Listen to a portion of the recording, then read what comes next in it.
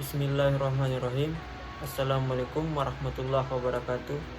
Salam sejahtera bagi kita semua. Pertama-tama, marilah kita memanjatkan segala puji dan puja syukur kepada Tuhan Yang Maha Esa, karena atas berkat limpahan rahmat serta hidayahnya, sehingga saya dapat menyelesaikan tugas ini, yaitu tugas dari mata kuliah pengelolaan wilayah pesisir dan laut.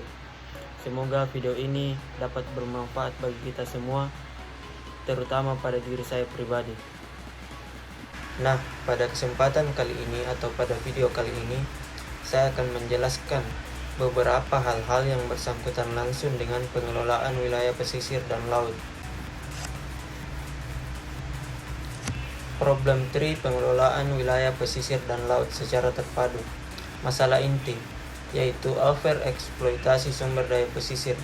Penyebab langsung: A. Pertumbuhan penduduk yang pesat. B. Konflik pemanfaatan dan kewenangan sumber daya pesisir. C.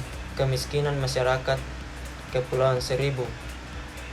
D. Tak tegasnya peraturan dan hukum laut. Penyebab tidak langsung: A. Meningkatnya pemukiman di kawasan pesisir. B. Tak jelasnya kewenangan dan peraturan hukum. C. Tak adanya koordinasi dan komunikasi. D. Penguasaan sumber daya oleh kaum bermodal kuat. E. Kurangnya kesadaran dan law enforcement. Efeknya yaitu: A. Degradasi lingkungan. B. Meningkatnya konflik pemanfaatan dan kewenangan. C.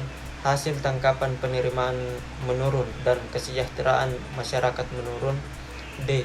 Ketidakpastian hukum dalam pengelolaan. E.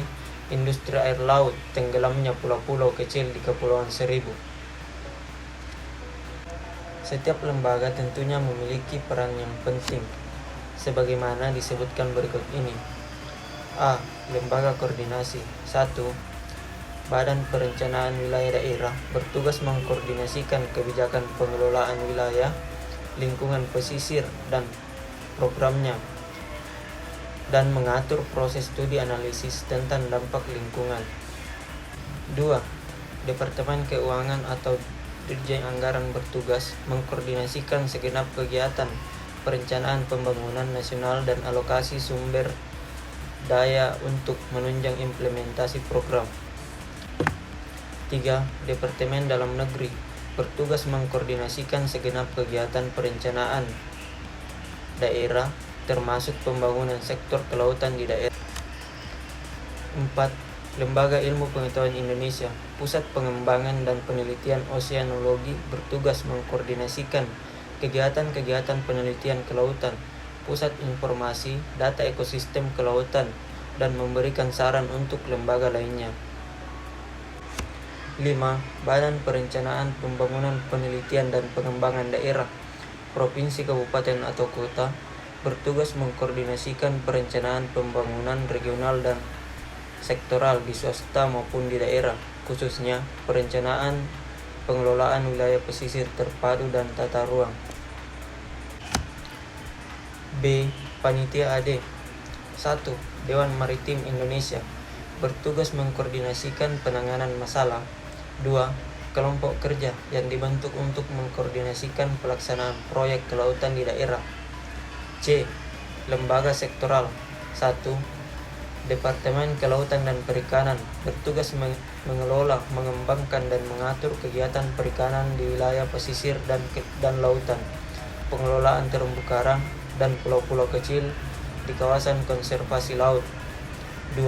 Departemen Kehutanan, Dirjen Perlindungan dan Konservasi Alam bertugas mengelola kegiatan konservasi ekosistem pesisir dan lautan, seperti penetapan Taman Laut Nasional Suaka Marga Satwa Laut. 3. Departemen Perhubungan, Dirjen Perhubungan Laut bertugas bertanggung jawab dalam pengelolaan laut sebagai media transportasi, penanggulangan pencemaran laut. 4. Departemen Pertambangan dan Energi, Dirjen Minyak dan Gas bertugas mengelola berbagai aktivitas yang berhubungan dengan eksplorasi minyak dan gas bumi di wilayah pesisir dan lepas pantai. 5. Departemen Pendidikan dan Kebudayaan, bertugas bertanggung jawab dalam pengembangan sumber daya manusia di bidang kelautan dan penelitian-penelitian terkait. 6. TNI Angkatan Laut, Dinas Hidrografi dan Oseanografi, Dishidros, bertugas sebagai pengaman batas teritorial laut, mengumpulkan data-data hidrooseanogra dan memproduksi peta-peta wilayah laut. Objektif 3. Pengelolaan wilayah pesisir dan laut secara terpadu. Goal atau sasaran sumber daya pesisir dan lautan lestari. Ultimate goals atau tujuan. A. Degradasi lingkungan dapat dicegah. B. Variasi strain ikan beragam. Hasil tangkapan stabil dan kesejahteraan masyarakat terjamin. C. Kepastian hukum dalam pengelolaan. Upaya intervensi langsung. A. Membatasi populasi warga yang menghuni pulau tertentu. B. Penetapan ruang pemanfaatan sumber daya pesisir. Adanya perencanaan pengelolaan yang matang. C. Mempertegas aturan tentang kepemilikan sumber daya. D. Kesadaran masyarakat memelihara lingkungan dan sumber daya meningkat. Upaya intervensi tidak langsung. A. Program keluarga berencana. Penataan pemukiman di kawasan pesisir. B. Menetapkan kewenangan dan peraturan hukum yang jelas dan perlu koordinasi dan komunikasi antar stakeholders. C. Pengaturan resource property rights dan menghargai kearifan lokal. D. Penyadaran masyarakat dan law enforcement.